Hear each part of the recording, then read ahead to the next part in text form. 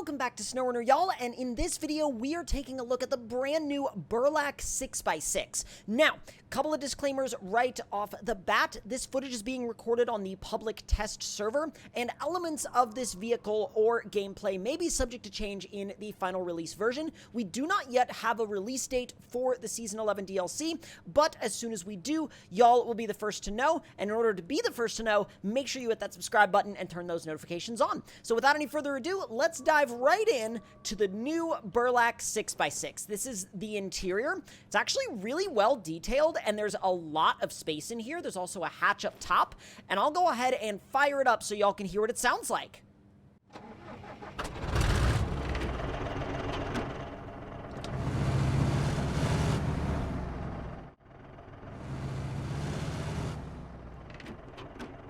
Not a bad sound from that 2.8-liter Cummins engine. So let's go ahead and switch to the exterior view, and here you can see it right next to a Yar.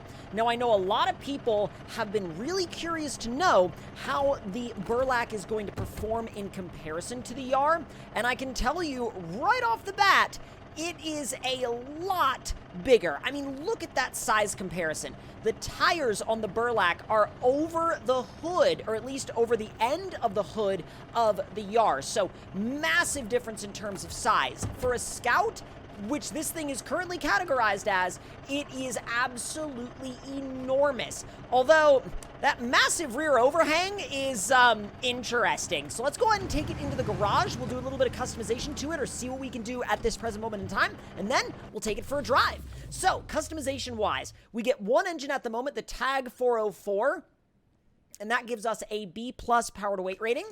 Then we have a stock gearbox, and we also have a high-range gearbox, depending on what type of situation you are in. I'm going to honestly leave the stock one in there because I feel like that one will be about the best. Suspension-wise, we have a stock suspension kit, which is currently locked, probably just a hiccup of the current public test server. Now, tires-wise, the tires are also locked, funny enough. Not quite sure why they're locked like that, although you see how you can actually see the airline for the central tire inflation system right there? It's actually making me wonder if we are going to see the BURLAK come back in Expeditions, a MudRunner game, because we know, at least we know now, that tire pressure is going to be a gameplay dynamic in that game. So let's check out the winches. So we can actually put an autonomous Scout winch on this thing from stock, which is cool. We have an engageable diff lock on there from factory, and we have a couple of different snorkel options. This one is very interesting, really cool custom snorkel. And then, oh, that's so sick. So you can actually convert it into a flatbed, although it looks like it'll probably be a single unit. We also have a safety cage. We have a slant back trunk kit, which is what we have right now. And you can also put an IM50 loading crane on that little shelf there on the back. So it's not actually completely without purpose to have that shelf there. So now let's go into the visuals. We have a, let's see, just kind of a standard sun visor. We'll go ahead and throw it on there. Couple of beacons, we have repair supplies that can go up top, and we have twin light bars above the visor. I'll go ahead and do those twin light bars. And then front bumper wise, we got a reinforced bar, a heavy duty pipe, which has a little bit of a stinger design, and then we have the stock one. I like the stock one because it keeps the factory light bar visible, and you also have this enormous front skid plate. Now, miscellaneous wise, we've got external horns, quad horns, repair kit pack, which goes inside, which is really cool, and then the stock sill covers. If we take those off, wait a minute, where, oh, they're the little steps. Oh, I see. I was trying to figure out what those were. Now, the exhaust, if you can see, is right there below the passenger window. Just look at the passenger window and then take your eyes directly down, and you'll see where the exhaust actually sits. And the outrolled looks really, really good. Fender-wise, we've got a fender pack and then stock wings. I like these a little bit better because they kind of allow the tires to fill out the body lines a little better. And then, of course, the factory wheels. Now, you also have a full range of factory colors that you can choose from, in addition to some extra color combinations. This looks very John Deere, by the way. I'm not sure if that was planned or not, but that definitely has the vibe for sure. Now, I'm kind of back and forth. Do I want this one or do I want this one? I don't know. I want this one. Whatever. I want that one. So now, let's go ahead and put beans on the dash. And we can go through quite a few different add-ons for this thing. I mean, you can pretty much take it whatever direction you want to go. You have the options of some curtains, and you also have quite a few sticker slots, as you can see. It's actually a pretty impressive amount of sticker slots. Let's see, outdoor stickers. You have, again, a pretty decent amount of outdoor sticker slots, and a few windshield banners as well. And now let's see, for hood ornaments, again, pretty good selection. I mean, pretty much just about the selection we are aware of, aside from a few more that I haven't really had that much experience with. So now, let's go ahead and take it out into the world and drive it and see what this massive Scout is like to drive. Let's fire it up again.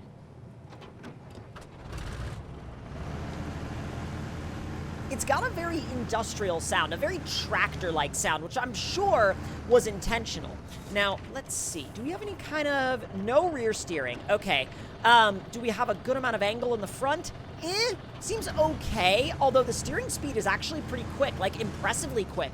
Also, side note, that is the brand new Neo Falcon 2000 right there, and we will be getting to that in a future video. So make sure you stay tuned for a first look at that. So let's take this thing into the swamp first. I'm not going to turn right. I'm actually going to turn left. I know I normally don't turn left first, but in a test like this, I really want to see how something with tires this massive will actually do in the swamps. Because in the real world, this thing can nearly float. I mean, I actually went on their website and checked some of the specifications for it, and you can option it with a propeller, like for, you know, moving through a body of water. So far, it's pretty impressive, and we hadn't even kicked on the lockers yet. Once you kick on the lockers, it seems like it doesn't really even care that this is some super deep mud. Now, I'm sure it would care if you started going a little bit faster, but low plus in this thing is actually pretty quick. It actually is faster than you would think it would be, despite that B+ power to weight rating. Usually, vehicles with a B+ power to weight rating, I find to be much, much, much slower than this, and a lot more lumbering feeling to drive. This is just super confident going through this swamp. A lot of vehicles sink in here, even at this speed, and this is just very, like, nah, I'm good. Yeah, don't even worry about it. We're chill. This thing can absolutely just chill in regions like this, and that is really, really impressive. So now, we're going to take it into something a little bit more nasty, a little bit more gnarly, a little bit more over the top, and see how it does in that kind of scenario. But before we do that, I want to see what happens if we actually try to take it into some really deep water. Because if we try to take it into some really deep water and it doesn't do anything, then we can either, you know, prove or disprove whether or not it floats. Because I really want to see if it floats in SnowRunner. Because if it floats in real life, I really want to see if that's able to be replicated here. So far, we're moving through the water, but I think it's still contacting the ground. I mean, even if it doesn't actually make, you know, ground through water, I still really want to see if it'll float. So the ground will drop away right about here, and it looks like the front is floating. We're taking on water. Okay, I am gonna throw the free camera on. And, okay, so floating-ish is kind of what it's doing right now. What I'll need to do is I'll need to back up and back, you know, onto the road and then drive into the deep stuff and go with the current to see if it really will float, because I'm so curious, especially after, you know, reading about this thing and finding out that flotation was a capability.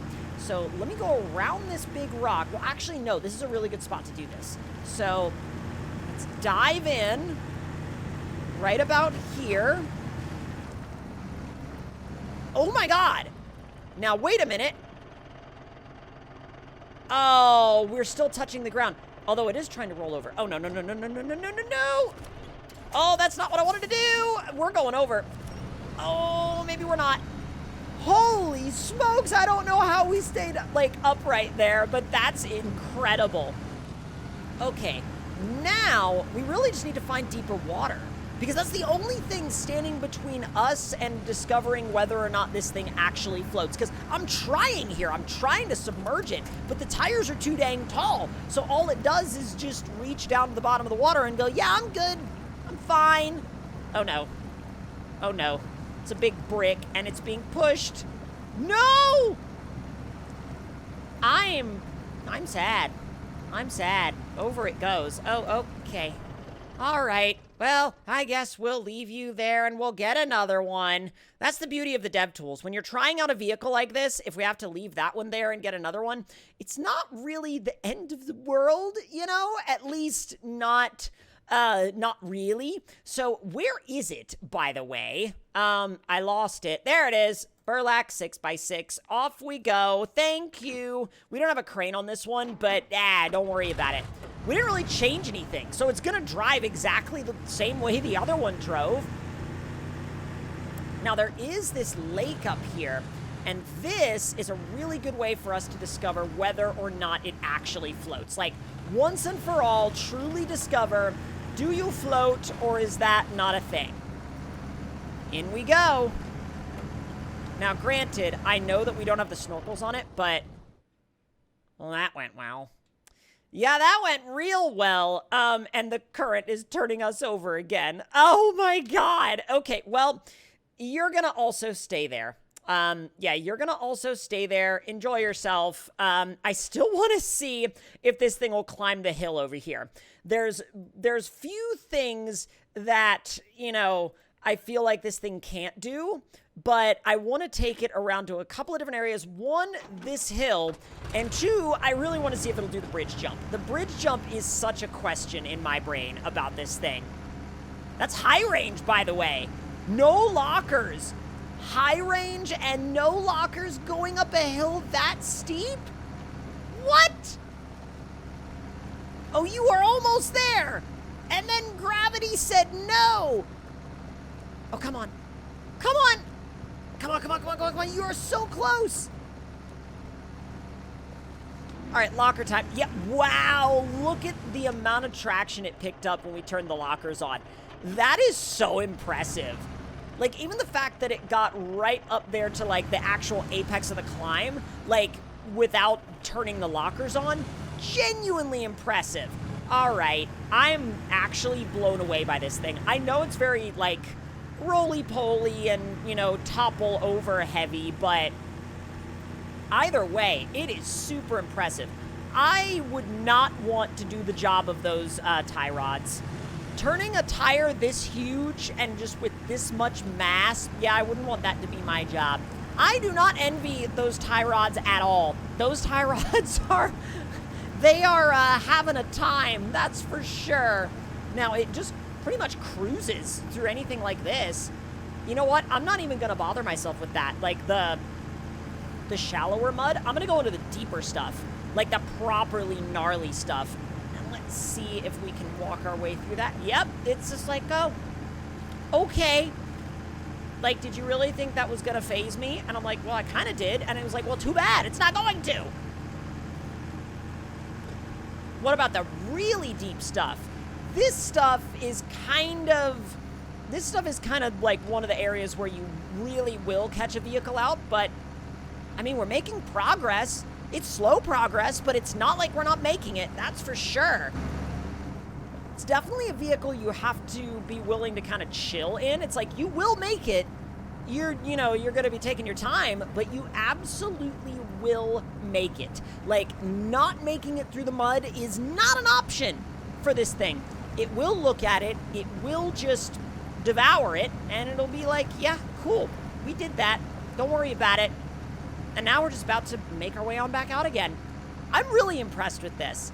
I'm genuinely, truly impressed with this thing, especially for a vanilla rig. It's a monster.